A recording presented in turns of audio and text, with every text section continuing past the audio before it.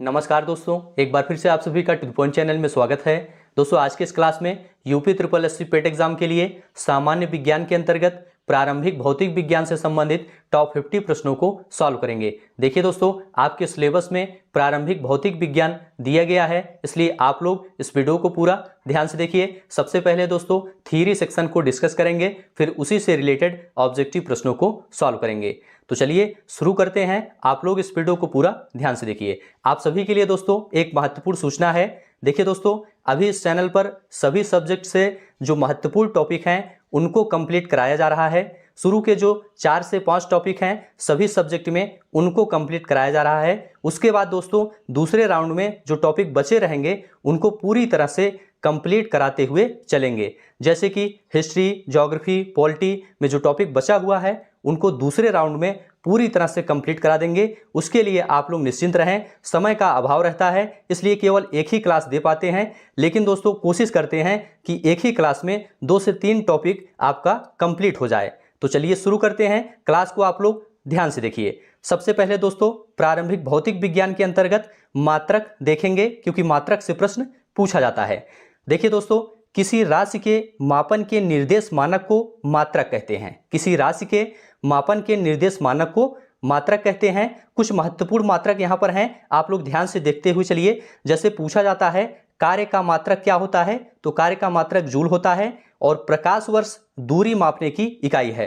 पूछा जाता है प्रकाश वर्ष क्या मापने की इकाई है, तो दूरी मापने की इकाई है। और बल का एसआई मात्रक न्यूटन होता है, इसे याद रखिएगा। आगे बढ़ते हैं दोस्तों, पारसिक दूरी की सबसे बड़ी इकाई है। पूछा जाता है दूरी मापने की सबसे बड़ी इकाई क्या है, तो पारसिक है, इसे याद रखिएगा। और ल्यूमेन ज्योति फ्लक्स का मात्रक है। ज्योति फ्लक्स का मात्रक क्या है, ल्यूमेन है, इसे याद रखिएगा। और पास्कल दाब की इकाई है। दाब की इकाई क्या है, पास्कल है। कैंडेला दोस्तों ज्योति तीव्रता का मात्रक है, इसे याद रखिएगा। कैंडेला ज्योति तीव्रता का मात्रक है। तो यहाँ पर जितने भी पॉइंट लिए गए हैं ये काफी ज्यादा इंपॉर्टेंट हैं। आप लोग ध्यान से इन्हें देखते हुए चलिए, क्योंकि आगे इन्हीं से रिलेटेड ऑब्जेक्टिव प्रश्न देखने को मिलेगा। आगे बढ़ते हैं दोस्तों, प्रतिरोध की एसआई इकाई ओम है। पिछली बार यह प्रश्न पूछा गया था। प्रतिरोध की एसआई इकाई ओम है, इसे याद रखिएगा। और एम्पियर विद्युत धारा मापने की इकाई है। एम्पियर विद्युत धारा मापने की इकाई है। और एक खगोलीय इकाई सूर्य एवं पृथ्वी के बीच की दूरी से संबंधित है। पूछा जाता है एक खगोलीय इकाई किससे संबंधित है, तो सूर्य एवं पृथ्वी के बीच की दूरी से संबंधित है। और प्रकाश के द्वारा निर्वात में 1 वर्ष में चली गई दूरी को प्रकाश वर्ष कहते हैं। आगे बढ़ते हैं, अदिश राशियां किसे कहते हैं। देखिए दोस्तों, वे भौतिक राशियां जिनमें केवल परिमाण होता है, दिशा नहीं होती है, उसे अदिश राशि कहा जाता है। जैसे द्रव्यमान, चाल, आयतन, कार्य, समय, ऊर्जा, दूरी। इसमें दोस्तों केवल परिमाण होता है, दिशा नहीं होती है, इसलिए ये सभी अदिश राशियां हैं, इन्हें याद रखिएगा। सदिश राशियां किसे कहते हैं, वे भौतिक राशियां जिनमें परिमाण के साथ साथ दिशा भी रहती है, उसे सदिश राशि कहते हैं। जैसे वेग, विस्थापन, बल, त्वरण, ये सभी दोस्तों सदिश राशियां हैं, क्योंकि इसमें परिमाण के साथ साथ दिशा भी होती है। आगे बढ़ते हैं, न्यूटन के पहले नियम को जड़त्व का नियम भी कहते हैं। पूछा जाता है न्यूटन के पहले नियम को क्या कहते हैं, तो जड़त्व का नियम भी कहते हैं, इसे याद रखिएगा। बंदूक से गोली चलाने पर चलाने वाले को पीछे की ओर धक्का लगना, नाव से किनारे पर कूदने पर नाव को पीछे की ओर हट जाना, रॉकेट को उड़ाना आदि न्यूटन के तृतीय गति के नियम का उदाहरण है, इसे आप लोग याद रखिएगा। डायनमो यांत्रिक ऊर्जा को विद्युत ऊर्जा में परिवर्तित करता है। पूछा जाता है यांत्रिक ऊर्जा को विद्युत ऊर्जा में कौन परिवर्तित करता है, तो डायनमो परिवर्तित करता है, इसे याद रखिएगा। जब बैरोमीटर का पारा अचानक गिर जाए तो यह आंधी या झंझावत की संभावना का सूचक है, इसे आप लोग याद रखिएगा। इंपॉर्टेंट पॉइंट है, यह पूछा जाता है। एक स्वस्थ मनुष्य के शरीर का ताप 37 डिग्री सेल्सियस होता है, इसे याद रखिएगा। और ठोस माध्यम में ध्वनि सबसे तेज चलती है। पूछा जाता है किस माध्यम में ध्वनि सबसे तेज चलती है, तो ठोस माध्यम में ध्वनि सबसे तेज चलती है। मोस्ट इंपॉर्टेंट पॉइंट है। किसी संगीत यंत्र की ध्वनि तीव्रता डेसिबल में मापी जाती है, इसे याद रखिएगा। और प्रकाश का वेग निर्वात में अधिकतम होता है। पूछा जाता है प्रकाश का वेग कब अधिकतम होता है, तो निर्वात में अधिकतम होता है। और सूर्य का प्रकाश हमारे पास लगभग 8 मिनट में पहुंचता है। सूर्य का प्रकाश हमारे पास लगभग 8 मिनट में पहुंचता है। ये सभी पॉइंट काफी ज्यादा इंपॉर्टेंट हैं, ध्यान से आप लोग देखते हुए चलिए, इनसे प्रश्न एग्जाम में जरूर पूछा जाता है। चंद्र ग्रहण पूर्णिमा के दिन घटित होता है, इसे ध्यान रखिएगा, पूछा जाता है चंद्र ग्रहण कब घटित होता है, तो पूर्णिमा के दिन घटित होता है, और सूर्य ग्रहण अमावस्या को घटित होता है। इंद्रधनुष अपवर्तन और परावर्तन के कारण बनता है, इसे आप लोग याद रखिएगा। चलिए अगला पॉइंट है दोस्तों, मृग मरीचिका बनाने वाली प्रघटना पूर्ण आंतरिक परावर्तन का उदाहरण है। याद रखिएगा, मृग मरीचिका बनाने वाली प्रघटना पूर्ण आंतरिक परावर्तन का उदाहरण है। और हीरा का चमकना, रेगिस्तान में मरीचिका का बनना, जल में पड़ी परखनली का चमकना, कांच में आई दरार का चमकना, यह सभी पूर्ण आंतरिक परावर्तन के उदाहरण है। चलिए आगे बढ़ते हैं, सभी पॉइंट ध्यान से देखते हुए चलिए। प्रकीर्णन के कारण आकाश नीला दिखाई देता है, पूछा जाता है आकाश नीला किसके कारण दिखाई देता है, तो प्रकीर्णन के कारण दिखाई देता है। और दूरबीन का आविष्कार गैलीलियो ने किया था, इसे याद रखिएगा। आगे बढ़ते हैं, अगला पॉइंट है दोस्तों, अवतल लेंस का प्रयोग निकट दृष्टि दोष के लिए किया जाता है। पूछा जाता है अवतल लेंस का प्रयोग किसके लिए किया जाता है, तो निकट दृष्टि दोष के लिए किया जाता है। और दूर दृष्टि के निवारण के लिए उत्तल लेंस का प्रयोग किया जाता है। ठीक है, सभी पॉइंट काफी ज्यादा इंपॉर्टेंट हैं। फैराडे का नियम विद्युत अपघटन से संबंधित है, पूछा जाता है फैराडे का नियम किससे संबंधित है, तो विद्युत अपघटन से संबंधित है, याद रखिएगा।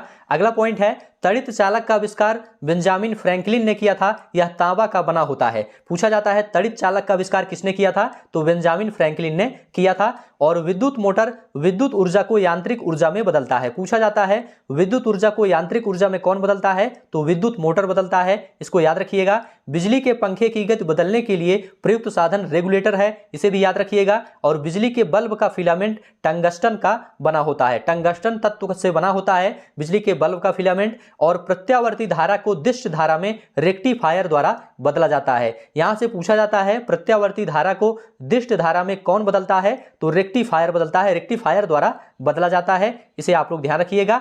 चुंबकीय कंपास की सुई उत्तर व दक्षिण की ओर इंगित करती है, याद रखिएगा, चुंबकीय कंपास की सुई उत्तर व दक्षिण की ओर इंगित करती है। और जब किसी वस्तु को पृथ्वी से चंद्रमा पर ले जाया जाता है तो उसका भार घट जाता है, याद रखिएगा, जब किसी वस्तु को पृथ्वी से चंद्रमा पर ले जाया जाता है तो उसका भार घट जाता है। परमाणु के नाभिक में दोस्तों प्रोटॉन और न्यूट्रॉन होते हैं, इन्हें याद रखिएगा।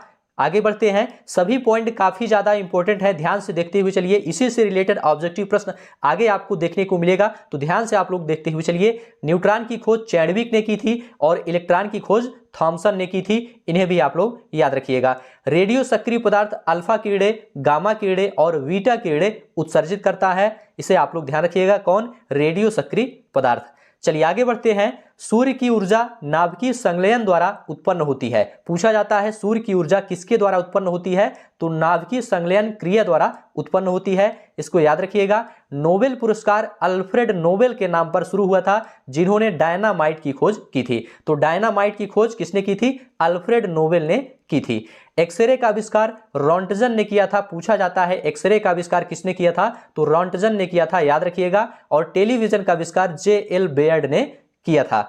आगे बढ़ते हैं, फाउंटेन पेन के आविष्कारक वाटरमैन थे, याद रखिएगा, पूछा जाता है। और मोबाइल फोन का आविष्कार मार्टिन कूपर ने किया था। चलिए आगे बढ़ते हैं, सभी तथ्य ध्यान से देखते हुए चलिए, बहुत ही ज्यादा इंपॉर्टेंट है, इनसे प्रश्न एग्जाम में जरूर बनता है। वायु की आर्द्रता हाइग्रोमीटर से मापी जाती है, ध्यान रखिएगा, हाइग्रोमीटर से वायु की आर्द्रता मापी जाती है। और दूध के घनत्व को लैक्टोमीटर द्वारा मापा जाता है, दूध के घनत्व को लैक्टोमीटर द्वारा मापा जाता है। और भूकंप की तीव्रता सिस्मोग्राफ से मापी जाती है। फैदोमीटर से समुद्र की गहराई मापी जाती है। पूछा जाता है फैदोमीटर से क्या मापा जाता है, तो समुद्र की गहराई मापी जाती है। अगला पॉइंट है, सोनार नौ संचालकों द्वारा प्रयोग में लाया जाता है, किसके द्वारा, नौ संचालकों द्वारा प्रयोग में लाया जाता है। और वायुमंडलीय दाब मापने के लिए बैरोमीटर यंत्र का उपयोग किया जाता है। मोस्ट इंपोर्टेंट पॉइंट है, वायुमंडलीय दाब मापने के लिए बैरोमीटर यंत्र का उपयोग किया जाता है। झूठ का पता लगाने वाला यंत्र दोस्तों पॉलीग्राफ है, पूछा जाता है, याद रखिएगा,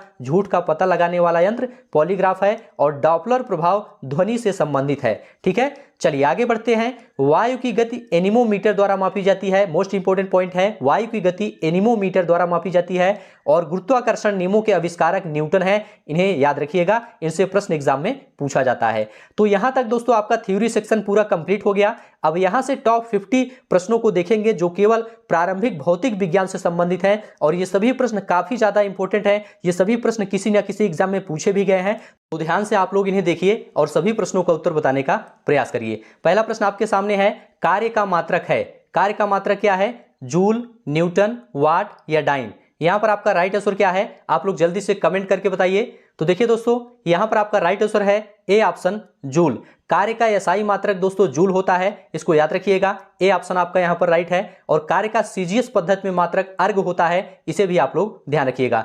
न्यूटन की बात करते हैं दोस्तों, न्यूटन ये बल का एसआई मात्रक है, इसको याद रखिएगा। वाट की बात करते हैं तो ये शक्ति का मात्रक है वाट, इसे भी याद रखिएगा। डाइन की बात करते हैं तो बल का सीजीएस पद्धति में मात्रक डाइन होता है, इसे भी आप लोग याद रखिएगा। चलिए अगला प्रश्न आपके सामने है, प्रकाश वर्ष किसकी इकाई है? ऑप्शन आपके सामने है दूरी, समय, प्रकाश, धारा। यहां पर आपका राइट आंसर क्या है? आप लोग जल्दी से कमेंट करके बताइए। ये सभी प्रश्न काफी ज्यादा इंपॉर्टेंट हैं। तो देखिए दोस्तों, यहां पर आपका राइट आंसर हो जाएगा ए ऑप्शन, दूरी। प्रकाश वर्ष दूरी की इकाई है, इसलिए ए ऑप्शन आपका यहां पर राइट हो जाएगा। चलिए अगला प्रश्न देखेंगे। अगला प्रश्न है दोस्तों, बल की एसआई यूनिट क्या है? बल की एसआई यूनिट क्या है? Kelvin, Newton, pascal, volt. यहां पर आपका राइट आंसर क्या है? आप लोग जल्दी से बताइए। यहां पर आपका राइट आंसर क्या है? तो देखिए दोस्तों, यहां पर आपका राइट आंसर है बी ऑप्शन, न्यूटन। बल की एसआई यूनिट क्या है? न्यूटन है, इसलिए बी ऑप्शन आपका यहां पर राइट है। बात करेंगे दोस्तों केल्विन की। केल्विन दोस्तों ये ताप का एसआई मात्रक है, इसे याद रखिएगा। और पास्कल जो है ये दाब का मात्रक है, ठीक है। तो यहां पर आपका बी ऑप्शन राइट है। बल की एसआई यूनिट क्या है? न्यूटन। आगे बढ़ते हैं दोस्तों, पारसेक इकाई है।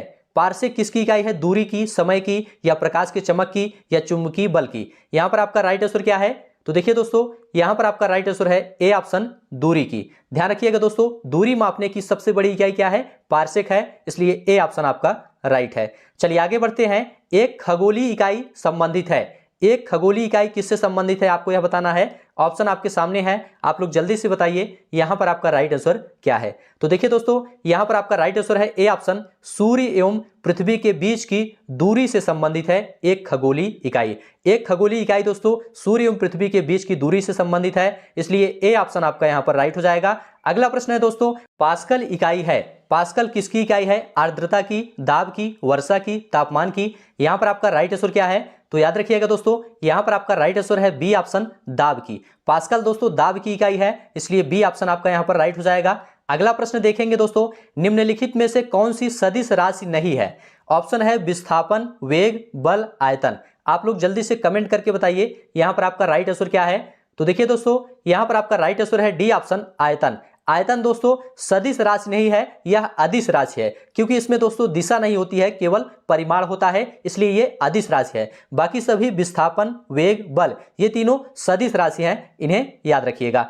आगे बढ़ते हैं, निम्नलिखित में सदिश राशि हैं। ऑप्शन है वेग, द्रव्यमान, समय, लंबाई। यहां पर आपका राइट आंसर क्या है? आप लोग जल्दी से कमेंट करके बताइए। तो देखिए दोस्तों, यहां पर आपका राइट आंसर है ए ऑप्शन, वेग। वेग दोस्तों एक सदिश राशि है, क्योंकि इसमें परिमाण और दिशा दोनों होती है, और द्रव्यमान, समय, लंबाई ये सभी अदिश राशि हैं, इन्हें आप लोग ध्यान रखिएगा, क्योंकि इसमें कोई दिशा नहीं होती है, केवल परिमाण होता है। चलिए आगे बढ़ते हैं दोस्तों। अगला प्रश्न है, रॉकेट किस सिद्धांत पर कार्य करता है? ऑप्शन आपके सामने है, जल्दी से आप लोग बताइए। आपको बताया गया था रॉकेट किस सिद्धांत पर कार्य करता है। यहां पर दोस्तों आपका राइट आंसर हो जाएगा ए ऑप्शन, न्यूटन का तृतीय नियम। रॉकेट दोस्तों न्यूटन के तृतीय नियम सिद्धांत पर कार्य करता है, इसलिए ए ऑप्शन आपका यहां पर राइट हो जाएगा। न्यूटन के तृतीय नियम के और भी उदाहरण बताए गए थे, जैसे कि बंदूक से गोली चलाने पर चलाने वाले को पीछे की ओर धक्का लगना, नाव से किनारे पर कूदने पर नाव को पीछे की ओर हट जाना, रॉकेट को उड़ाना, ये सभी दोस्तों न्यूटन के तृतीय नियम पर कार्य करते हैं, इसलिए ए ऑप्शन आपका राइट हो जाएगा।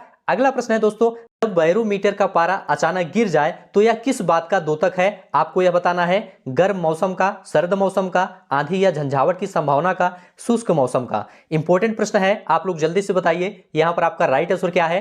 तो देखिए दोस्तों, यहां पर आपका राइट आंसर है सी ऑप्शन, आंधी या झंझावत की संभावना का द्योतक है जब बैरोमीटर का पारा अचानक गिर जाता है, ठीक है। तो सी ऑप्शन आपका राइट हो जाएगा। अगला प्रश्न है, सूर्य की ऊर्जा उत्पन्न होती है, कैसे उत्पन्न होती है? आयनन द्वारा, नाभ की संलयन द्वारा या नाभ की विखंडन द्वारा या ऑक्सीजन द्वारा। आप लोग जल्दी से बताइए यहां पर आपका राइट आंसर क्या है।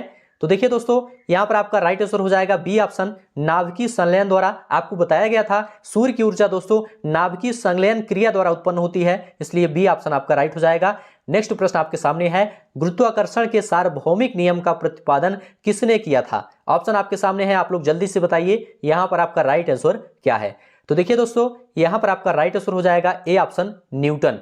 गुरुत्वाकर्षण के सार्वभौमिक नियम का प्रतिपादन न्यूटन ने किया था, इसलिए ए ऑप्शन आपका राइट है। ये सभी प्रश्न दोस्तों किसी न किसी एग्जाम में पूछे गए हैं, इसलिए ध्यान से आप लोग इन्हें देखते हुए चलिए और सभी प्रश्नों का उत्तर बताने का प्रयास करिए। एक स्वस्थ मनुष्य के शरीर का ताप होता है, एक स्वस्थ मनुष्य के शरीर का ताप कितना होता है आपको यह बताना है। ऑप्शन आपके सामने है, आप लोग जल्दी से बताइए। तो देखिए दोस्तों, यहां पर आपका राइट आंसर हो जाएगा ए ऑप्शन, 37 डिग्री सेल्सियस होता है एक स्वस्थ मनुष्य के शरीर का ताप, इसलिए ए ऑप्शन आपका राइट है। किस माध्यम में ध्वनि सबसे तेज चलती है? मोस्ट इंपोर्टेंट प्रश्न है, किस माध्यम में ध्वनि सबसे तेज चलती है? ठोस, द्रव, गैस या वायु? यहां पर आपका राइट आंसर क्या है, आप लोग जल्दी से कमेंट करके बताइए। देखिए दोस्तों, आपको बताया गया था ठोस माध्यम में ध्वनि सबसे तेज चलती है, इसलिए ए ऑप्शन आपका यहां पर राइट हो जाएगा, ठोस। आगे बढ़ते हैं दोस्तों, सोनार अधिकांशतः प्रयोग में लाया जाता है, किसके द्वारा प्रयोग में लाया जाता है आपको यह बताना है। अंतरिक्ष यात्रियों द्वारा, डॉक्टरों द्वारा, इंजीनियरों द्वारा या नौ संचालकों द्वारा? यहां पर आपका राइट आंसर क्या है, आप लोग बताइए। तो देखिए दोस्तों, यहां पर आपका राइट आंसर है डी ऑप्शन, नौ संचालकों द्वारा। सोनार दोस्तों अधिकांशतः नौ संचालकों द्वारा प्रयोग में लाया जाता है, इसलिए डी ऑप्शन आपका राइट हो जाएगा। किसी संगीत यंत्र की ध्वनि तीव्रता मापी जाती है, किसमें मापी जाती है आपको यह बताना है। आप लोग जल्दी से कमेंट करके बताइए, ऑप्शन आपके सामने है। तो देखिए दोस्तों, यहां पर आपका राइट आंसर हो जाएगा डी ऑप्शन, डेसिबल में। किसी संगीत यंत्र की ध्वनि तीव्रता डेसिबल में मापी जाती है, इसलिए डी ऑप्शन आपका यहां पर राइट हो जाएगा। अगला प्रश्न आपके सामने है, डॉपलर प्रभाव संबंधित है। डॉपलर प्रभाव किससे संबंधित है? ध्वनि से, जनसंख्या से, मनोविज्ञान से या मुद्रा प्रचलन से? यहां पर आपका राइट आंसर क्या है, आप लोग जल्दी से बताइए। तो देखिए दोस्तों, आपको बताया गया था डॉपलर प्रभाव ध्वनि से संबंधित है, इसलिए ए ऑप्शन आपका यहां पर राइट हो जाएगा। आगे बढ़ते हैं, अगला प्रश्न आपके सामने है, सूर्य का प्रकाश हमारे पास लगभग कितने समय में पहुंचता है? आप लोग जल्दी से बताइए कितने समय में पहुंचता है, 8 मिनट, 2 मिनट, 6 मिनट या 4 मिनट में? तो आपको बताया गया था दोस्तों, ए ऑप्शन आपका राइट हो जाएगा। सूर्य का प्रकाश हमारे पास लगभग 8 मिनट में पहुंचता है, इसलिए ए ऑप्शन आपका राइट हो जाएगा। अगला प्रश्न देखेंगे, चंद्र ग्रहण घटित होता है, कब घटित होता है? अमावस्या के दिन, पूर्णिमा के दिन, अर्धचंद्र के दिन या इनमें से कोई नहीं? यहां पर आपका राइट आंसर क्या है, जल्दी से आप लोग बताइए। तो देखिए दोस्तों, आपको बताया गया था चंद्र ग्रहण पूर्णिमा के दिन घटित होता है, इसलिए बी ऑप्शन आपका यहां पर राइट हो जाएगा। तो सभी प्रश्न काफी ज्यादा इंपॉर्टेंट हैं। सूर्य ग्रहण कब घटित होता है आप लोग बताइए, अमावस्या को, पूर्णिमा को, किसी भी दिन या चतुर्थांश चंद्रमा के दिन? यहां पर आपका राइट आंसर क्या है? तो देखिए दोस्तों, यहां पर आपका राइट आंसर हो जाएगा ए ऑप्शन, प्रतिपदा अमावस्या। सूर्य ग्रहण अमावस्या को घटित होता है, इसलिए ए ऑप्शन आपका राइट हो जाएगा। अगला प्रश्न देखेंगे दोस्तों, मृग मरीचिका बनाने वाली प्रघटना को क्या कहते हैं? इंपॉर्टेंट प्रश्न है, यहां पर आपका राइट आंसर क्या है, आप लोग जल्दी से कमेंट करके बताइए। ऑप्शन है व्यतिकरण, विवर्तन, ध्रुवीकरण, पूर्ण आंतरिक परावर्तन। तो देखिए दोस्तों, यहां पर आपका राइट आंसर हो जाएगा डी ऑप्शन, पूर्ण आंतरिक परावर्तन। मृग मरीचिका बनाने वाली प्रघटना को दोस्तों पूर्ण आंतरिक परावर्तन कहते हैं, डी ऑप्शन आपका यहां पर राइट हो जाएगा। दूरबीन का आविष्कार किसने किया था आपको यह बताना है, जल्दी से आप लोग बताइए, ऑप्शन आपके सामने है। तो देखिए दोस्तों, यहां पर आपका राइट आंसर हो जाएगा ए ऑप्शन, गैलीलियो ने। दूरबीन का आविष्कार गैलीलियो ने किया था, इसलिए ए ऑप्शन आपका यहां पर राइट हो जाएगा। सभी प्रश्न ध्यान से देखते हुए चलिए, ये काफी ज्यादा इंपॉर्टेंट है, ऐसे ही प्रश्न एग्जाम में पूछे जाते हैं। अवतल लेंस प्रयुक्त होता है सुधार हेतु, किसके सुधार हेतु अवतल लेंस का प्रयोग किया जाता है? मोतियाबिंद, दीर्घ दृष्टि, निकट दृष्टि या दूर दृष्टि? यहां पर आपका राइट आंसर क्या है, आप लोग जल्दी से बताइए। तो देखिए दोस्तों, यहां पर आपका राइट आंसर हो जाएगा सी ऑप्शन, निकट दृष्टि। देखिए दोस्तों, निकट दृष्टि दोष के लिए अवतल लेंस प्रयोग किया जाता है, इसलिए सी ऑप्शन आपका राइट हो जाएगा। अगला प्रश्न आपके सामने है, फैराडे का नियम संबंधित है। फैराडे का नियम किससे संबंधित है, आप लोग जल्दी से बताइए कमेंट करके, यह भी बताया गया था आपको। तो यहां पर आपका राइट आंसर हो जाएगा दोस्तों ए ऑप्शन, विद्युत अपघटन से। फैराडे का नियम दोस्तों विद्युत अपघटन से संबंधित है, इसलिए ए ऑप्शन आपका यहां पर राइट हो जाएगा। अगला प्रश्न आपके सामने है, तड़ित चालक का आविष्कार किसने किया था? ग्राहम बेल ने किया था, लॉर्ड लिस्टर ने, या बेंजामिन फ्रैंकलिन ने, या आइंस्टीन ने? किसने किया था आपको यह बताना है। ऑप्शन आपके सामने है, जल्दी से आप लोग कमेंट करके बताइए। तो देखिए दोस्तों, यहां पर आपका राइट आंसर हो जाएगा सी ऑप्शन, बेंजामिन फ्रैंकलिन ने। तड़ित चालक का आविष्कार बेंजामिन फ्रैंकलिन ने किया था, इसलिए सी ऑप्शन आपका यहां पर राइट हो जाएगा। अगला प्रश्न है दोस्तों, विद्युत ऊर्जा को यांत्रिक ऊर्जा में बदलने की युक्ति है। विद्युत ऊर्जा को यांत्रिक ऊर्जा में कौन बदलता है, आपको यह बताना है। डायनमो, ट्रांसफार्मर, विद्युत मोटर या इंडक्टर? तो यहां पर आपका राइट आंसर क्या है, आप लोग जल्दी से बताइए। देखिए दोस्तों, यहां पर आपका राइट आंसर है सी ऑप्शन, विद्युत मोटर। देखिए दोस्तों, विद्युत मोटर जो होता है ये विद्युत ऊर्जा को यांत्रिक ऊर्जा में बदलता है, इसलिए सी ऑप्शन आपका राइट हो जाएगा। सभी प्रश्न ध्यान से देखते हुए चलिए। चुंबकीय कंपास की सुई किस ओर इंगित करती है? ऑप्शन आपके सामने है, आप लोग जल्दी से बताइए। यहां पर आपका राइट आंसर क्या है? तो देखिए दोस्तों, यहां पर आपका राइट आंसर हो जाएगा सी ऑप्शन, चुंबकीय उत्तर एवं चुंबकीय दक्षिण। चुंबकीय कंपास की सुई दोस्तों उत्तर और दक्षिण की ओर इंगित करती है, इसलिए सी ऑप्शन आपका यहां पर राइट हो जाएगा। अगला प्रश्न आपके सामने है, परमाणु के नाभिक में होते हैं क्या क्या होते हैं? प्रोटॉन व न्यूट्रॉन, प्रोटॉन व इलेक्ट्रॉन, न्यूट्रॉन व इलेक्ट्रॉन, सिर्फ इलेक्ट्रॉन? आपको बताया गया था, आप लोग जल्दी से कमेंट करके बताइए यहां पर आपका राइट आंसर क्या है। तो देखिए दोस्तों, यहां पर आपका राइट आंसर हो जाएगा ए ऑप्शन, प्रोटॉन व न्यूट्रॉन। परमाणु के नाभिक में दोस्तों प्रोटॉन व न्यूट्रॉन होते हैं, ए ऑप्शन आपका यहां पर राइट हो जाएगा। अगला प्रश्न आपके सामने है, न्यूट्रॉन की खोज किसने की थी? ऑप्शन है रदरफोर्ड, थॉमसन, चैडविक, न्यूटन। जल्दी से आप लोग कमेंट करके बताइए यहां पर आपका राइट आंसर क्या है। तो देखिए दोस्तों, यहां पर आपका राइट आंसर हो जाएगा सी ऑप्शन, चैडविक। न्यूट्रॉन की खोज दोस्तों चैडविक ने की थी, इसलिए सी ऑप्शन आपका यहां पर राइट हो जाएगा। अगला प्रश्न आपके सामने है, आप लोग इसका आंसर बताइए। इलेक्ट्रॉन की खोज किसने की थी? ऑप्शन आपके सामने है Thomson, James Watt, Galileo, Rutherford. यहां पर आपका राइट आंसर क्या है, आप लोग जल्दी से बताइए। तो देखिए दोस्तों, यहां पर आपका राइट आंसर हो जाएगा ए ऑप्शन, थॉमसन। इलेक्ट्रॉन की खोज थॉमसन ने की थी, इसलिए ए ऑप्शन आपका यहां पर राइट हो जाएगा। अगला प्रश्न आपके सामने है, टेलीविजन का आविष्कार किसने किया था? इंपॉर्टेंट प्रश्न है, यहां पर आपका राइट आंसर क्या है? तो देखिए दोस्तों, यहां पर आपका राइट आंसर हो जाएगा जे एल बेयर्ड। टेलीविजन का आविष्कार दोस्तों जे एल बेयर्ड ने किया था, इसलिए बी ऑप्शन आपका यहां पर राइट हो जाएगा। अगला प्रश्न है दोस्तों, एक्सरे का आविष्कार किसने किया था? मोस्ट इंपोर्टेंट प्रश्न है। ऑप्शन है हॉपकिंस ने, रोंटगन ने, मार्कोनी ने या मोर्स ने। यहां पर आपका राइट आंसर क्या है, आप लोग कमेंट करके बताइए। तो देखिए दोस्तों, यहां पर आपका राइट आंसर हो जाएगा बी ऑप्शन, रोंटगन ने। एक्सरे का आविष्कार दोस्तों रोंटगन ने किया था, बी ऑप्शन आपका यहां पर राइट हो जाएगा। ये सभी प्रश्न दोस्तों काफी ज्यादा इंपॉर्टेंट है। फाउंटेन पेन के आविष्कारक कौन थे, आपको यह बताना है। ऑप्शन आपके सामने है, आप लोग जल्दी से बताइए। तो देखिए दोस्तों, यहां पर आपका राइट आंसर हो जाएगा A option, Waterman. Fountain pen के आविष्कारक दोस्तों वाटरमैन थे, इसलिए ए ऑप्शन आपका यहां पर राइट हो जाएगा। अगला प्रश्न देखेंगे, मोबाइल फोन का आविष्कार किसने किया था? ऑप्शन आपके सामने है, आप लोग जल्दी से बताइए यहां पर आपका राइट आंसर क्या है। तो देखिए दोस्तों, यहां पर आपका राइट आंसर हो जाएगा बी ऑप्शन, मार्टिन कूपर ने। मोबाइल फोन का आविष्कार दोस्तों मार्टिन कूपर ने किया था, इंपॉर्टेंट है, इसको याद रखिएगा। बी ऑप्शन आपका यहां पर राइट हो जाएगा। अगला प्रश्न आपके सामने है, वायु की आर्द्रता मापने के लिए कौन सा यंत्र प्रयोग किया जाता है? मोस्ट इंपॉर्टेंट प्रश्न है, यहां पर आपका राइट आंसर क्या है, जल्दी से आप लोग कमेंट करके बताइए। तो देखिए दोस्तों, यहां पर आपका राइट आंसर हो जाएगा ए ऑप्शन, हाइग्रोमीटर। हाइग्रोमीटर से दोस्तों वायु की आर्द्रता मापी जाती है, इसलिए ए ऑप्शन आपका यहां पर राइट हो जाएगा। इसको आप लोग याद रखिएगा। अगला प्रश्न आपके सामने है, दूध के घनत्व को किसके द्वारा मापा जाता है? इंपॉर्टेंट प्रश्न है, लैक्टोमीटर, हाइड्रोमीटर, बैरोमीटर या हाइग्रोमीटर। इंपॉर्टेंट प्रश्न है, यहां पर आपका राइट आंसर क्या है, जल्दी से आप लोग कमेंट करके बताइए। तो देखिए दोस्तों, यहां पर आपका राइट आंसर हो जाएगा ए ऑप्शन, लैक्टोमीटर। दूध के घनत्व को दोस्तों लैक्टोमीटर द्वारा मापा जाता है, इसलिए ए ऑप्शन आपका यहां पर राइट हो जाएगा। अगला प्रश्न आपके सामने है, भूकंप की तीव्रता मापी जाती है। भूकंप की तीव्रता किससे मापी जाती है, आपको यह बताना है। तो यहां पर दोस्तों जितने भी ऑप्शन है सभी गलत हैं, यहां पर कोई भी ऑप्शन सही नहीं है। याद रखिएगा दोस्तों, भूकंप की तीव्रता सिस्मोग्राफ से मापी जाती है। किससे मापी जाती है? भूकंप की तीव्रता सिस्मोग्राफ से मापी जाती है, इसे आप लोग याद रखिएगा। चलिए आगे बढ़ते हैं, अगला प्रश्न देखेंगे, फेदोमीटर का उपयोग किससे मापने में किया जाता है? ऑप्शन है भूकंप, वर्षा, समुद्र की गहराई, ध्वनि तीव्रता। इंपॉर्टेंट प्रश्न है, यहां पर आपका राइट आंसर क्या है, आप लोग जल्दी से कमेंट करके बताइए। तो देखिए दोस्तों, यहां पर आपका राइट आंसर हो जाएगा सी ऑप्शन, समुद्र की गहराई। फेदोमीटर का उपयोग दोस्तों समुद्र की गहराई मापने में किया जाता है, इसलिए सी ऑप्शन आपका यहां पर राइट हो जाएगा। अगला प्रश्न आपके सामने है, आप लोग इसका आंसर बताने का प्रयास करिए। प्रश्न है दोस्तों, झूठ का पता लगाने वाला यंत्र है। कौन सा यंत्र है जिससे झूठ का पता लगाया जाता है? ऑप्शन है पाइरोमीटर, सिस्मोग्राफ, पॉलीग्राफ या फोनोग्राफ। यहां पर आपका राइट आंसर क्या है, आप लोग जल्दी से बताइए। तो देखिए दोस्तों यहाँ पर आपका राइट आंसर हो जाएगा सी ऑप्शन पॉलीग्राफ। झूठ का पता लगाने वाला यंत्र है दोस्तों पॉलीग्राफ, याद रखिएगा सी ऑप्शन आपका राइट हो जाएगा। अगला प्रश्न आपके सामने है, वायु की गति निम्नलिखित के द्वारा मापी जाती है। वायु की गति किसके द्वारा मापी जाती है? ऑप्शन है बैरोमीटर, एनीमोमीटर, हाइड्रोमीटर या विंड वेन। यहां पर आपका राइट आंसर क्या है आप लोग जल्दी से बताइए।